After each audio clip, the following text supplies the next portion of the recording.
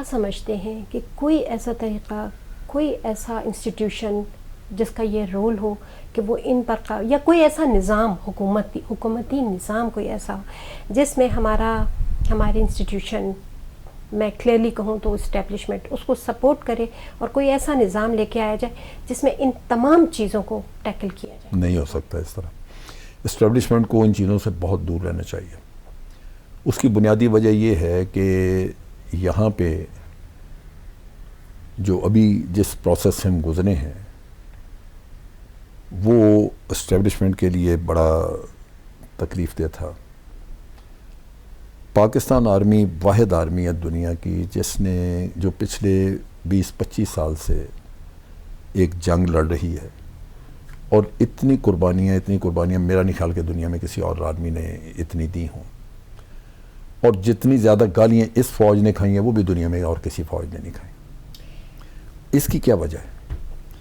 اس کی وجہ یہی ہے بنیادی کہ جو کرپٹ طبقہ ہے وہ آج کے سوشل میڈیا پہ بھی حاوی ہے. ہر جگہ آپ تھوڑی سی پکڑائی دیتے ہیں تو وہ اگر ٹلٹ آپ کی عمران خان کی طرف ہے تھوڑی سی تو دوسری سائڈ گالیاں دینی شروع ہو جاتی ہے. اگر آپ کی ٹلٹ اس سے ہٹ گئی ہے تو یہ گالیاں دینے شروع کر دیتے ہیں.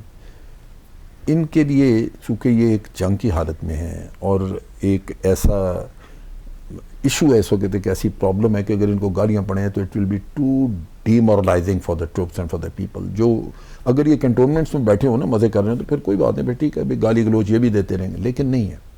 یہاں یہ ہیں جنگ کی حالت میں. تو مجھے پتہ ہے کہ ان کا امپیکٹ ایسی چیزوں کا اتنا برا ہوتا ہے کہ انڈیویجول سوچتا ہے کہ یار میں ادھر بیٹھا کیوں جان دے رہا ہوں. اس کو اگر یہ ذہن میں آ جائے کہ لعنت بھیجو اس پہ، اگر میں نے اپنے آپ کو اپنے بال بچے کو قربان کر کے یہی سننا ہے تو دفع کرو، مریں لڑیں جو بھی، تو بہت ڈیمیجنگ ہو سکتا. آپ کا واحد ایک ادارہ اس وقت ہے پاکستان میں آرمی کا جو بڑی حد تک یونائٹڈ ہے، بڑی حد تک کیا بلکہ مکمل طور پہ یونائٹڈ ہے، اپنی کمانڈ کی رسپیکٹ کرتا ہے، ملک کو ایک سینٹر آف گریوٹی مہیا کیا ہوا ہے. اگر اس کو ہم نے ڈسٹرب کر دیا تو بڑا مسئلہ بن سکتا ہے. پھر آلٹرنیٹو یہ ہے کہ پاکستان کے عوام 5 لاکھ 5.5 لاکھ آرمی ہے آپ کی، تو یہ 22 کروڑ کیا بھیڑ بکریاں ہم نے پالی ہوئی ہیں، یہ کیا کرتے ہیں؟ یہ کیوں نہیں اٹھتے؟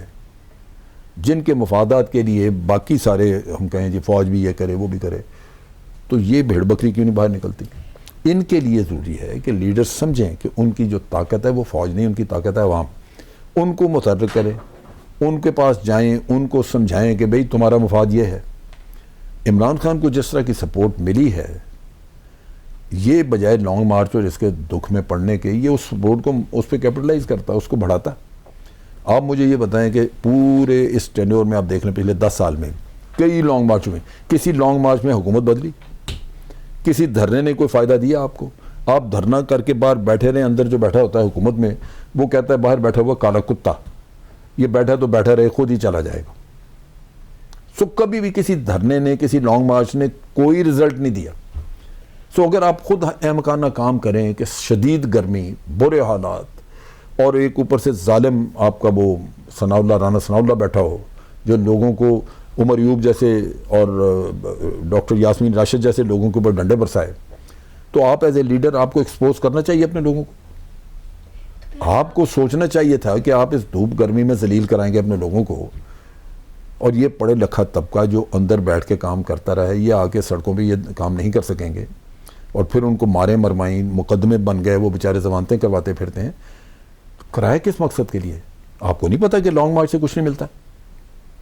سو یہاں پہ لیڈرشپ کو اگر انقلاب لانا ہے، جسے ہم کہتے ہیں سافٹ ریولوشن، وہ پبلک سے آئے گا، اور پبلک موبلائز آپ نے کرنی ہے. اگر آپ پبلک کو صرف اپنے شہروں میں بیٹھے موبلائز کر دیتے کہ ہر روز وہ آ کے احتجاج کرتے، کراچی صدر میں، لاہور لبرٹی مارکیٹ میں، ادھر F9 پارک میں، فلاں جگہ، یہ گورنمنٹ کو نظر آتا ہے کہ سپورٹ بڑھ رہی ہے، لیکن آپ نے اپنے لوگوں کو ایکسپوز کر دیا.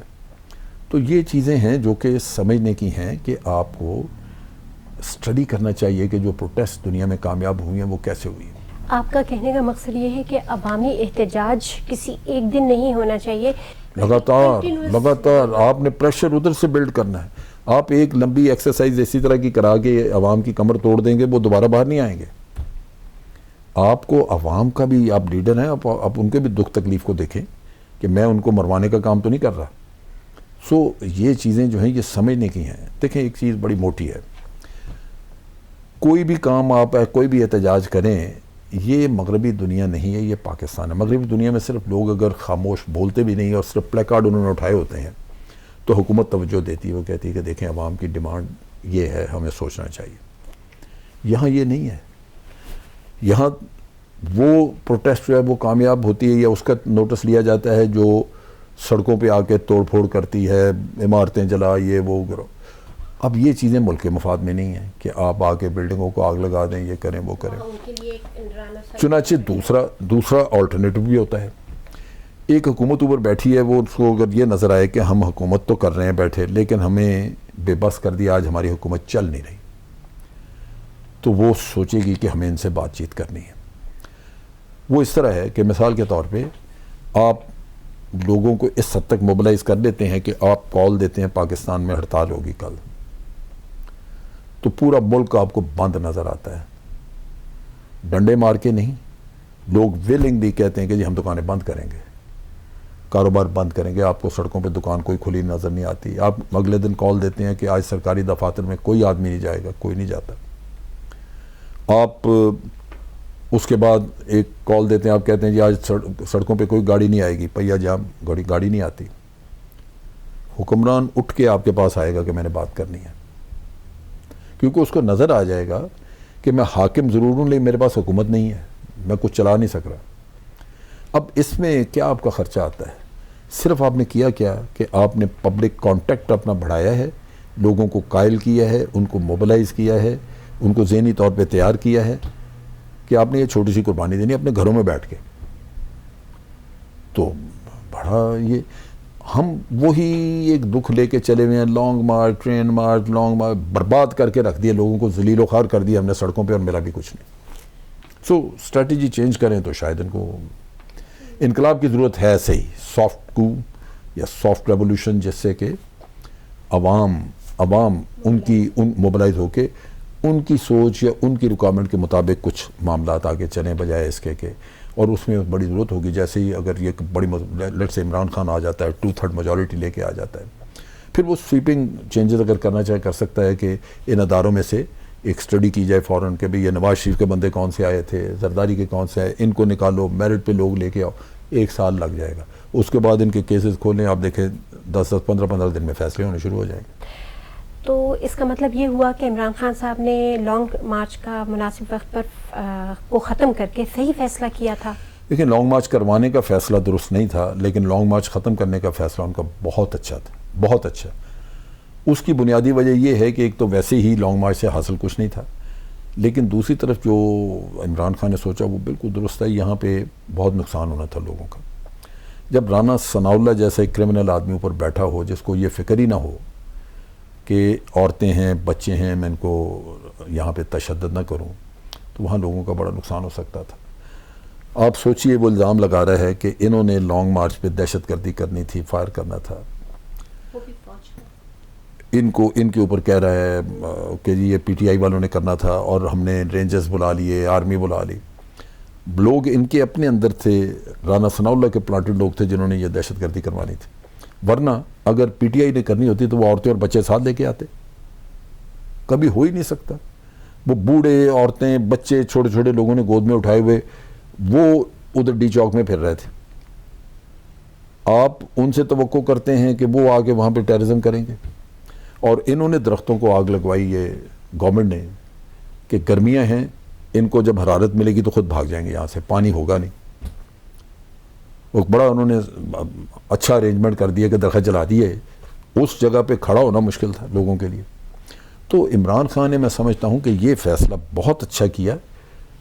ایک اپنی ذات سے ہٹ کے میں سمجھتا ہوں کہ اس نے اپنے لوگوں کے لیے فیصلہ کیا کہ ان کا نقصان نہ ہو. 2-4 لوگ بے گناہ مارے جاتے بہت بڑا نقصان ہوتا ہے. تو اس نے، میں سمجھتا ہوں کہ اس کو اپریشیٹ کرنا چاہیے ہمیں. لیکن آگے پھر اس پہ بیٹھ نہیں جانا چاہیے، اپنا پبلک کانٹیکٹ اس کو قائم رکھنا چاہیے، بڑھانا چاہیے. آج کل کا دور جو ہے وہ کنونشنل وار کا نہیں ہے، آج کل ہائبرڈ وار کا دور ہے، جس کے تھرو گورنمنٹس کو امپلوڈ کیا جاتا ہے، ڈی اسٹیبلائز کیا جاتا ہے، اکانومی کو ویک کیا جاتا ہے. تو آپ کا کیا خیال ہے، کیا ابھی بھی اسٹیبلشمنٹ کو اے پولیٹیکل یا نیوٹرل جیسے کہا جاتا ہے رہنا چاہیے؟ دیکھیے نیوٹرل کی ٹرم جو ہے نا یہ مولانا فضل الرحمان وغیرہ ان لوگوں نے نکالی، آرمی نے کبھی نہیں کہا. آرمی نے یہ کہا تھا کہ ہم اپنا آئینی رول ادا کر رہے ہیں اور ہم اے پولیٹیکل ہو گئے ہیں، یعنی ہم پولیٹکس میں ہمارا کوئی رول نہیں. اس کو اپریشیٹ کرنا چاہیے تھا، ہمیں نہیں چاہیے کہ ان کو ہم بار بار گھسیٹیں اس میں. ایکچولی ہمارے ہاں جو ہائبرڈ وار یا ففتھ جنریشن وار جس کی ہم بات کرتے ہیں، اس میں دو ہی سب سے بڑے نقصانات ہو سکتے ہیں. ایک تو یہ کہ کوئی ایسا ماحول پیدا کر دیا جائے جیسا پولیٹیکل پولرائزیشن بڑی ہے ہمارے ملک میں، اور اس کو بڑھا دیا جائے تو لوگ آپس میں لڑنا شروع کر دیں جس سے کہ سول وار کی شکل بن جائے. وہ بڑا that can be very damaging. دوسری چیز جو ہے وہ جو چل رہی ہے اس وقت اور ہو رہی ہے وہ بھی بہت ہی ڈیمیجنگ ہے. وہ یہ ہے کہ پاکستان آرمی جو میں جانتا ہوں اپنی سروس میں، وہ یہ ہے کہ پاکستان آرمی تھرائیو کرتی ہے پولیٹیکل یا پبلک سپورٹ پہ.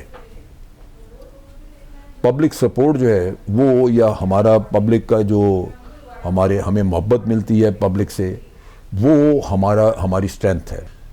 تو اس میں چیز یہی ہے دیکھنے کی کہ جو ماحول ابھی پیدا کیا گیا تھا حکومت کی طرف سے، وہ ایسا خوفناک ماحول تھا کہ یہاں پہ بہت بڑے مسائل پیدا ہو سکتے تھے.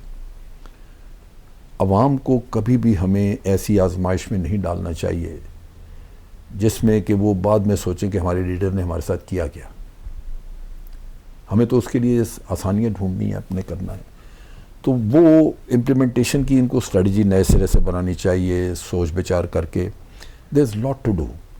3.5 سال حکومت کی، اس میں جو کمزوریاں جو ان کو انالیسس کرنا چاہیے، بیٹھ کے دیکھیں کہ ہم سے غلطیاں کیا ہوئی، کہاں ہم آگے پھنس گئے تھے، اٹک گئے، ہمیں کیسے آگے نکالنا چاہیے. پھر آگے کے لیے اسٹریٹجی ورک آؤٹ کرنی چاہیے. جب آپ نے پچھلی حکومت جب آپ لی تو آپ نے کہا جی ہم اتنے لاکھ مکان بنا دیں گے، ہم یہ کر دیں گے.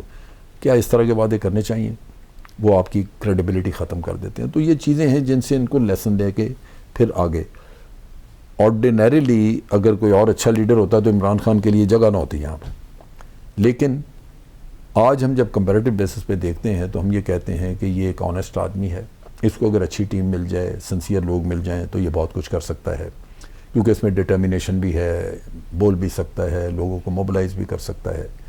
سو there are certain good things about ہم. تو اس وجہ سے ہم یہ کہتے ہیں کہ اس کو اور پھر دوسری سائڈ پہ جو آج لوگ بیٹھے ہوئے ہیں جن کے مقابلے میں ہے، ان کے پلے سوائے جرائم کے اور جھوٹ کے اور کچھ نہیں ہے. جیسے ہم بات پہلے کر رہے تھے کہ ان کے اوپر کیسز ہیں، اور وہ کیسز جو ہیں وہ ملک کو لوٹنے کے ہیں، اور بھی بے شمار ہر طرح کے غیر قانونی کام کیے ہوئے. تو اگر اللہ تعالیٰ کو راستہ دے دے کہ ایک لیڈر کسی طرح آپ کی ان 2-3 خاندانوں سے جان چھڑا دے جو جونک کی طرح چپکے ہوئے ہمیں، تو میں سمجھتا ہوں ملک کے لیے بہت اچھا ہے. لیکن وہی بات ہے کہ پبلک کی اسٹرینتھ پہ آنا چاہیے. پاکستان کے لوگوں کو موبلائز کریں، کبھی بھی کسی اور کی طاقت پہ بھروسہ نہ رکھیں. اللہ اور آپ کے عوام آپ کو کامیابی ہوگی ضرور. اس وقت ہمارے پورے پاکستان میں ایک سیاسی اضطراب کی کیفیت ہے. سارے لوگ دباؤ کا شکار ہیں، کوئی مطمئن نہیں ہے، پریشان ہے کہ اب آنے والے وقت میں کیا ہوگا. ہر چیز بگاڑ کی طرف جا رہی ہے.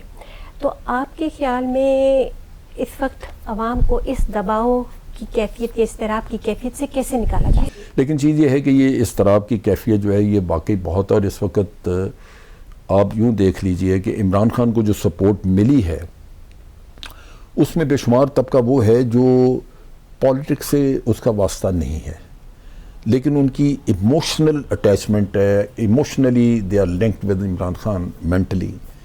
خواتین کو، لوگوں کو روتے دیکھا ہے ہم نے. وہ سمجھ رہے ہیں کہ ملک بہت ہی غلط لوگوں کے ہاتھ چڑھ گیا ہے. یہ بہت بڑی پریشانی ہے ان کی.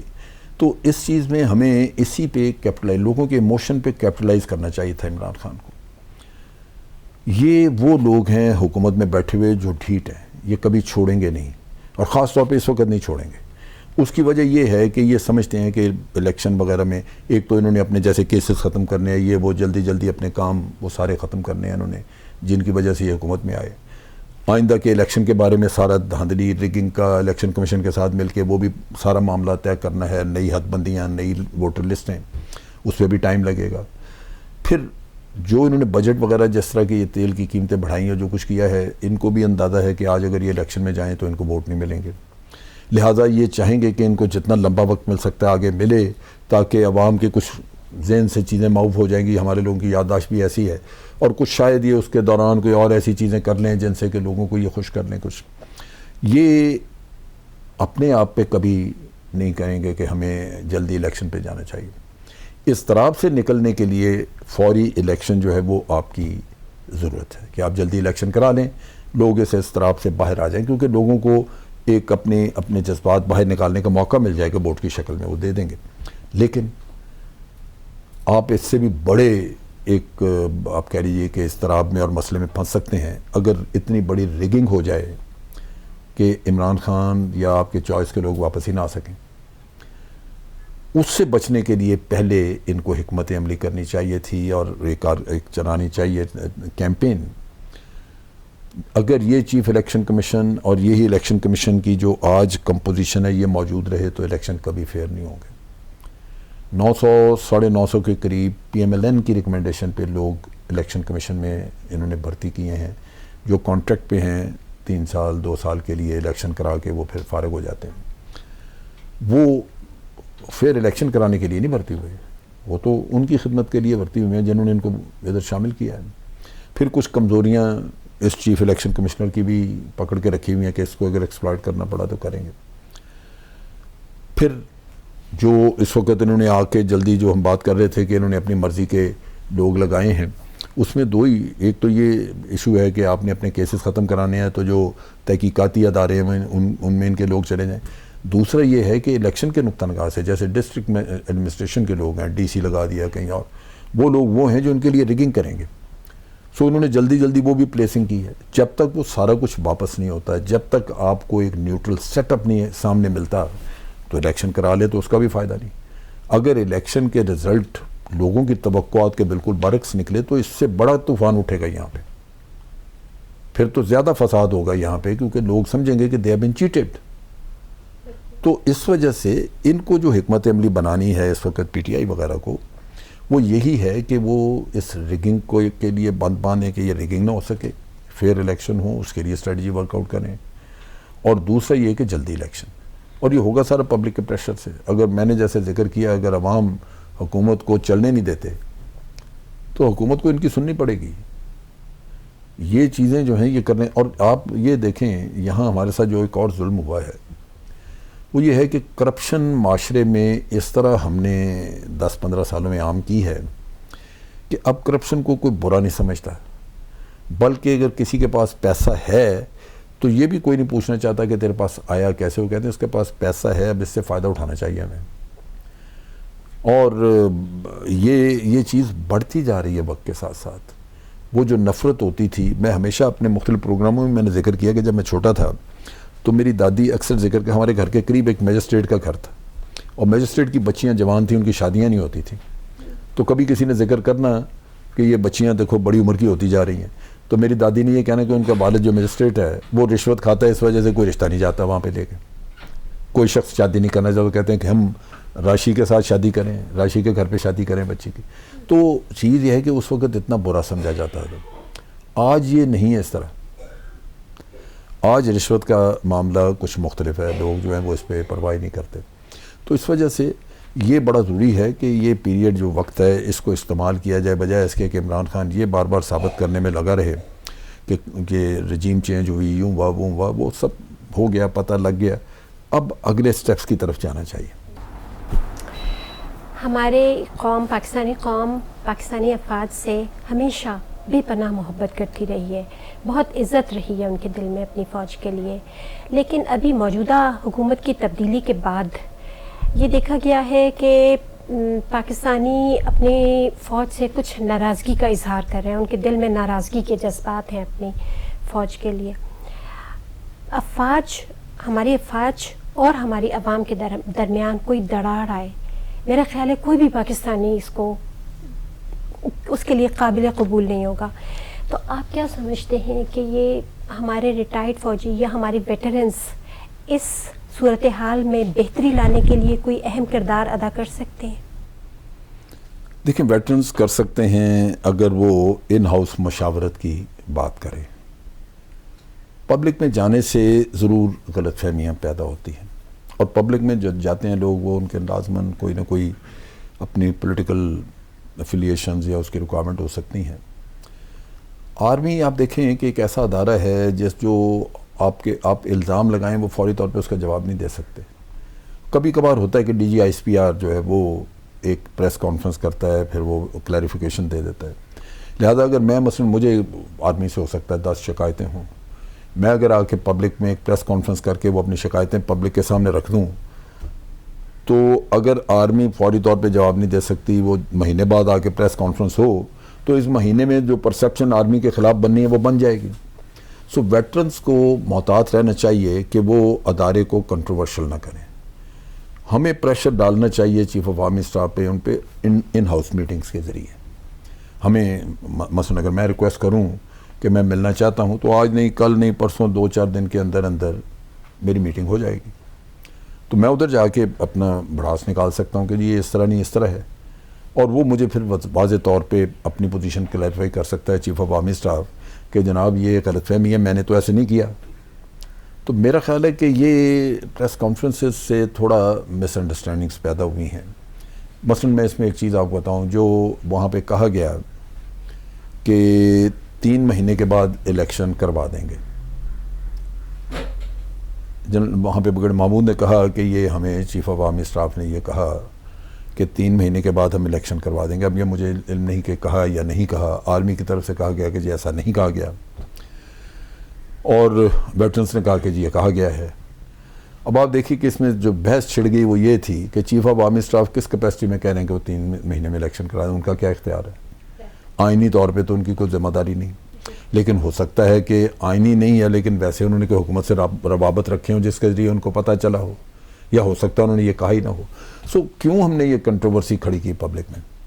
میرا اپنا خیال ہے کہ یہ چیز ہمیں دوبارہ چیف آف آرمی اسٹاف سے ہی بات کرنی چاہیے تھی، اگر انہوں نے کہا ہی تھا کہ جناب آپ نے یہ کہا تھا، اس کا کیا ہوا پھر.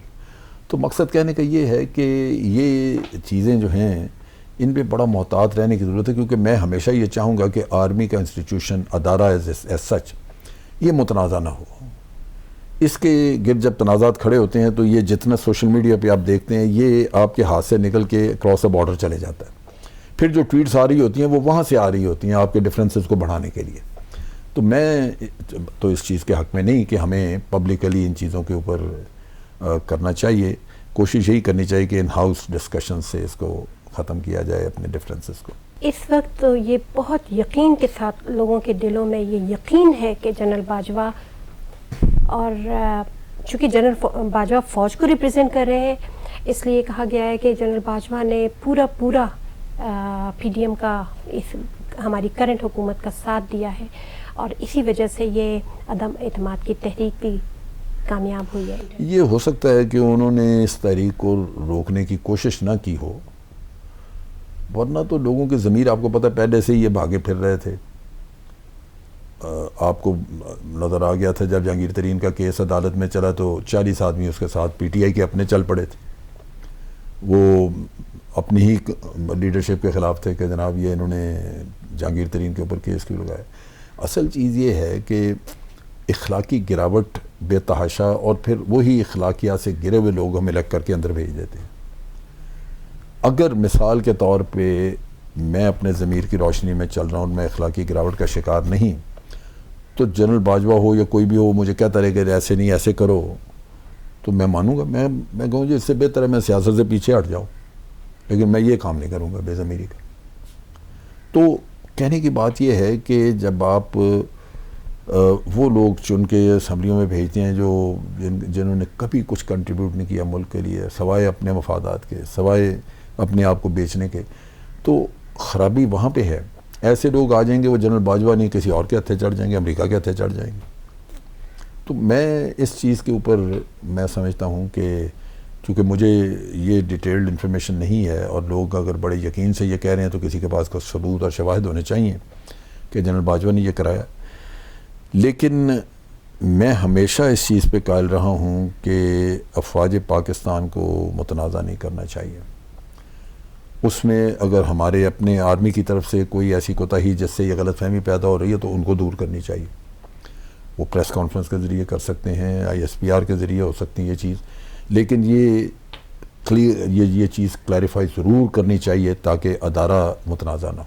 عمران خان صاحب نے اپنے ایک انٹرویو میں کہا کہ معیشت کی کمزوری سے ہماری جوہری توانائی کے جو پروجیکٹس ہیں ان کے اوپر اثر پڑے گا, اور خدا نخواستہ اگر ایسا ہوگا اس کے بعد جو صورتحال پیدا ہو سکتی ہے وہ ملک کی تقسیم ہے جس پر دشمن کی نظر بھی ہے. تو اور اس وقت بہت شدت سے لوگوں کے ذہن میں یہ خیال پیدا ہو رہا ہے کہ ملک دیوالیہ ہونے کی طرف جا رہا ہے, معیشت اس حد تک کمزور ہو چکی ہے ہماری. تو آپ کا کیا خیال ہے, کیا اس میں کسی حد تک سچائی ہے؟ دیکھیے, اس میں میرا خیال ہے کہ بہت حد تک سچائی ہے. دنیا ہم سے کچھ کروانا چاہتی ہے اگر ان کے کچھ مقاصد ہیں, جیسے میں نے کہا کہ امریکہ وغیرہ کے یہاں پہ خطے میں اپنے مقاصد ہیں, تو وہ ہمیں کیسے مجبور کر سکتی ہے. ہمارے ہر قوم کے اپنے کچھ پوائنٹس آف اسٹرینتھ ہوتے ہیں, کچھ پوائنٹس آف ویکنیسز ہیں, آپ کی اپنی کوئی فالٹ لائنز ہوتی ہیں. ہماری فالٹ لائن آج اگر ہم دیکھیں تو اکانومی سب سے بڑی فالٹ لائن ہے, قرضوں میں ڈوبے ہوئے ہیں. قرضے ہماری اپنی جو GDP ہے اس کا تقریباً 80-86% ہو چکے ہیں. تو جب اتنے قرضے ہو جائیں تو سب کو نظر آتا ہے کہ آپ اتارنے کے حل نہیں رہے. اب جس نے قرضہ دیے وہ آپ سے کہے گا بھی یا پیسے دو یا اس کے بدلے میں کچھ دو. تو یہاں آ کے یہ شک پیدا ہوتا ہے کہ وہ ہم بدلے میں ہم سے کیا لے سکتا ہے, ان کا انٹرسٹ کیا ہے. نیوکلیر پروگرام کی اس لیے بڑی بات آتی ہے کہ آپ دیکھیے کہ بھارت نے اور پاکستان نے اکٹھے نیوکلیر ایکسپلوژن کیے تھے. امریکہ نے بھارت کو ایک نیوکلیر پاور تسلیم کر دیا اور ان سے نیوکلیر کوآپریشن کا معاہدہ بھی کر لیا, اور آج ان کو نیوکلیر سپلائر گروپ کی ممبرشپ لے کے دینے کے لیے وہ کوشاں ہیں. پاکستان کے ساتھ معاہدہ نہیں کیا, پاکستان کو تسلیم ہی نہیں کیا کہ آپ ایک نیوکلیر پاور ہیں, باوجود اس کے کہ فزیکلی ہم ہیں. اور اسی طرح ہمیں نیوکلیر سپلائر گروپ میں بھی نہیں جانے دیا جا رہا. وہاں امریکہ کہتا ہے کہ ان کا کوئی رائٹ نہیں. جب آپ کو نیوکلیر پاور تسلیم نہیں کیا جا رہا تو اس کا مطلب یہ ہے کہ کوئی تو پیچھے ان کے ذہن میں کوئی ڈیزائن ہے, اور نہ تو آپ کو ایک دفعہ ایک لیگل ریکگنیشن مل جائے کہ دنیا تسلیم کر لے کہ آپ نیوکلیر پاور ہیں تو ختم ہو گئی بات. اس کے بعد آپ کے ساتھ وہی ٹریٹمنٹ ہوگا جو باقی نیوکلیر پاورز کے ساتھ ہو رہا ہے, لیکن آپ کو اس نیوکلیر کلب سے باہر رکھا جا رہا ہے. تو اس کا مطلب یہ ہے کہ وہ کسی سٹیج پہ آپ کے نیوکلیر پروگرام کو ٹارگٹ کریں گے. اب اس میں اگر وہ فزیکلی اس کو ہینڈل کرنا چاہیں وہ نہیں کر سکتے, کیونکہ یہ ہمارا پروگرام بڑا سیکیور ہے. ہمارے پروگرام کے اوپر ملٹری کا کنٹرول ہے بہت, اور یہ پاسبل نہیں ہے کسی بھی فورس کے لیے کہ وہ اس کو یوں کر دے, فزیکلی اس کو لے لے. وہ بہانے بازیاں بڑی کرتے رہیں کہ جی یہ طالبان کے ہاتھ چڑھ جائے گا, یہ ہوگا وہ ہوگا, وہ ممکن نہیں. ایسے وہ بھی جانتے ہیں کہ یہ نہیں ہو سکتا. تو لے دے کہ یہی رہتا ہے کہ وہ پولیٹیکلی جو پولیٹیکل گورنمنٹس ہیں ان سے کوئی ایسا لکھوا لیں, کروا لیں کہ ہم نیوکلیر پروگرام کو مزید آگے نہیں لے کے جائیں گے. اس میں پھر یہ ہے کہ پولیٹیکل آپ NPT سائن کر دیں. پولیٹیکل گورنمنٹ جو ہے جب بجٹ بنائے گی تو نیوکلیر پروگرام کے لیے پھر پیسہ نہیں مختص ہوگا, کیونکہ آپ نے تو اس کو روک دیا, تو وہ ان کا مقصد پورا ہو جائے گا. لیکن اگر آپ چوری چکاری یہ پروگرام چلاتے ہی رہیں تو پھر آپ کو معاشی طور پہ اتنا برا حال آپ کا کر دیا جائے گا کہ آپ اپنے ملک کے بھی کنٹرول نہیں رکھ سکیں گے. آپ کے اپنے لوگ آپ کے خلاف اٹھ کھڑے ہوں گے, تو پھر پاکستان میں ٹکڑے ہونے کے چانسز ہیں. جب آپ کے اپنے ہی لوگ آپ کے خلاف اٹھ کھڑے ہوں, کیونکہ بھوک ننگ افلاس یہی خطرہ ہوتا ہے کہ خانہ جنگی شروع ہو جائے اور کچھ, تو خطرات تو موجود ہیں. ہماری پچھلی گورنمنٹ جو نواز شریف کی تھی اس نے آنکھیں بند کر کے قرضے پہ قرضہ لیتے گئے. جب آپ کی GDP سے 60% سے زیادہ قرضہ ہونا شروع ہو جاتا ہے تو پھر آپ اتارنے کے قابل نہیں رہتے. اس وقت جو IMF تھا وہ آپ کو کچھ نہیں کہتا تھا, وہ کہتا ہاں لے لے. یہ جھوٹے فگرز ان کے سامنے رکھتے تھے, وہ قبول کر لیتے تھے, کیونکہ ایک ڈیزائن تھا کہ انہوں نے آپ کو ایک ٹریپ لے کیا, وہ اس میں آپ کو لانا چاہ رہے تھے. ان کو پتہ تھا کہ قرضے لے لے کے خود آپ ایک وقت پہ آ کے ان کے اتارنے کے حل نہیں رہیں گے. جب عمران خان کو گورنمنٹ ملی ہے تو اس وقت تقریباً آپ 72-75% تک اپنی جی ڈی پی کا مقروض ہو چکے ہوئے تھے. اس کے بعد آپ کے پاس کوئی حل نہیں, پینڈیمک بھی آ گئی اور کئی مسئلے. نتیجہ یہ کہ آج قرضے اتارنا, قرضے کی قسط دینے کے لیے قرضہ لینا پڑ رہا, ورنہ آپ ڈیفالٹ میں چلے جائیں گے. اب اگر آپ کو کوئی قرضہ نہ دے آگے سے, وہ کہے نہیں جی آپ قسط دیں اپنے ذرائع سے, اپنے ریسورسز سے, تو آپ اگلے دن ڈیفالٹ میں چلے جائیں گے. ڈیفالٹر ہوئے نہیں تو لوگ کھڑے ہو جائیں گے آ کے کہ جی آپ دیوالیہ ہو گئے, لائیں ابھی آپ ہمیں دیں کچھ. تو یہ مشکلات ہیں, تھریٹس بہت سیریس ہیں. اگر عمران خان نے کہا تو یہ کوئی غلط نہیں کہا, کیونکہ اور بھی بہت سارے لوگ یہ آپ کو کہتے ہیں. ایون آسن اقبال کی اسٹیٹمنٹ ہے کچھ عرصہ پہلے کی, تو کئی لوگوں کی ہیں. تو میرا خیال ہے خطرات جینون ہیں, صرف سمجھنے کی بات ہے کہ ہم ان کو سمجھیں اس کی گریوٹی. اور یہاں میں ایک اور چیز جو کہنا چاہتا ہوں وہ یہ ہے کہ اکانومی کا جو حشر ہے یہ, اس کے لیے قوم کو بڑا بوجھ اٹھانا پڑے گا, ہمیں بڑے سخت اقدامات کرنے ہوں گے, لیکن وہ کوئی ایک پولیٹیکل پارٹی نہیں کر سکتی. اس کے لیے یہ تمام پولیٹیکل پارٹیز کو اکٹھا ہونا ہوگا اگر ملک کے مفاد میں اکٹھے ہو سکیں. آپ اس کو یوں لے لیں کہ پچھلے دور میں جب عمران خان کی حکومت تھی تو انہوں نے تاجروں کو ٹیکس نیٹ میں لانے کی کوشش کی, تاجر ہڑتال میں چلے گئے, ہڑتالیں ان کی کامیاب ہو گئی اس لیے کہ اپوزیشن ان کے ساتھ مل گئی. اب اگر اپوزیشن نہ ملتی اور وہ گورنمنٹ کے ساتھ ہوتے اس بات پہ, اور وہ کہتے کہ جی تاجروں کو ہر حالت میں ٹیکس نیٹ میں آنا ہوگا, کم وقت میں, تو گورنمنٹ ان کو پھر ڈنڈے مار کے بھی لے کے آتی.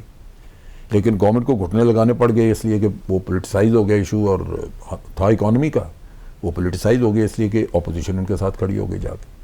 سو اس میں جب تک تمام لوگ یہ مل کے, تمام پولیٹیکل پارٹیز کو فیصلہ نہیں کریں گی کہ ہم نے یہ کام کرنا ہے, تاجر ہوں, بیوروکریٹ ہو, فوج ہو, کوئی ہو, یہ سٹیپس ہوں گے, تو پھر ان کو کہیں سے سپورٹ نہیں ملے گی, ان کو ہر حالت میں گورنمنٹ کے وہ سٹیپس ماننے پڑیں گے. آپ سمجھتے ہیں کہ ہم سب کو, یعنی تمام پارٹیز کو متحد ہونا پڑے گا, جو کہ ناممکن ہی ہے؟ آپ نے دیکھا ہے, آپ ایک پوائنٹ پہ ہو جائے نا. دیکھیں اکانومی جو ہے نا, وہ کوئی جب یہ سمجھ لے, اب دیکھیں نا ان کی گورنمنٹ آ گئی, جو اپوزیشن میں تھے لوگ, آج پی ڈی ایم والے وہ گورنمنٹ میں, اور آج وہ خود کہہ رہے ہیں جی مساق معیشت ہو, یہ ہو, وہ ہو. کل جب عمران خان کی گورنمنٹ ہو تو ان کو پھر آنا چاہیے نا ساتھ. بات یہ ہے کہ یہ بھی پبلک پریشر سے ہی ہوگا. آپ کے خیال میں کوئی اور ایسا نظام آ سکتا ہے, جیسے کوئی صدارتی نظام آ جائے, یا عمران خان یا کوئی بھی ایسی پارٹی جو ملک کے لیے بہت سنسیئر ہو اور 2/3 کی میجورٹی سے آ جائے, اور پھر وہ کوئی ایسے لوگ سنسیئر جو ملک کے ساتھ سنسیئر ہو, ان کو لے کر آئیں اور کچھ ایسے اصلاحات کریں, کچھ ایسے قوانین بنائیں جو ملک کو اٹھا دیں, اکانومی کو اٹھا دیں؟ دیکھیں جہاں تک پی ٹی آئی کا تعلق ہے, یہ بظاہر کافی سنسیئر ہیں, اور اگر یہ 2/3 میں آ جائیں تو یہ کافی کچھ کر سکتے ہیں, کیونکہ انہوں نے جو کچھ کہا کیا یا بات کرتے ہیں اس سے لگتا ہے کہ یہ ڈیلیور کرنا چاہتے ہیں. بڑا اچھا ہوگا, یہ بہانہ بھی ختم ہو جائے گا. اگر 2/3 میں آ جائیں تو آج وہ کہتے ہیں جی ہمیں کچھ نہیں کرنے دیا گیا, تو میں سمجھتا ہوں کہ وہ کر سکیں گے تو کوئی بہانہ نہیں ہوگا. لیکن یہ کہنا کہ نظام کی تبدیلی, نظام اسی کو, جی اسی نظام کو صاف کرنا چاہیے. ایکچولی مسئلہ وہاں پہ آتا ہے جہاں ہم جو جس قسم کے پولیٹیشنز اور پولیٹیکل لیڈرشپ آپ کے پاس ہے, وہ نظام کوئی بھی آپ لے آئیں وہ اس کو کرپٹ کر دیں گے. صدارتی نظام میں آج آپ دیکھتے ہیں کہ ٹھیک ہے عمران خان صدر ہو جائے, لیکن ایک وقت پہ زرداری صاحب بھی صدر رہا ہے. اس نے کیا کیا ہے؟ وہ صدارتی نظام میں ایک آدمی کے ہاتھ میں پار چلے جاتی ہے. تو اس بات کی تو کوئی گارنٹی نہیں کہ آج اگر آپ کے پاس ایک اچھا لیڈر ہے, کل ویسا ہی آپ کو پھر اور مل جائے گا. اگر کل کوئی کرپٹ قسم کا لیڈر آ جاتا ہے اور وہ صدر بن جاتا ہے اور اس کے ہاتھ میں اتنی طاقت چلی جائے تو وہ تو ملک کا بیڑا غرق کر جائے گا. اصل پرابلم یہ ہے کہ اچھے لوگ آپ کے پاس ہیں یا نہیں.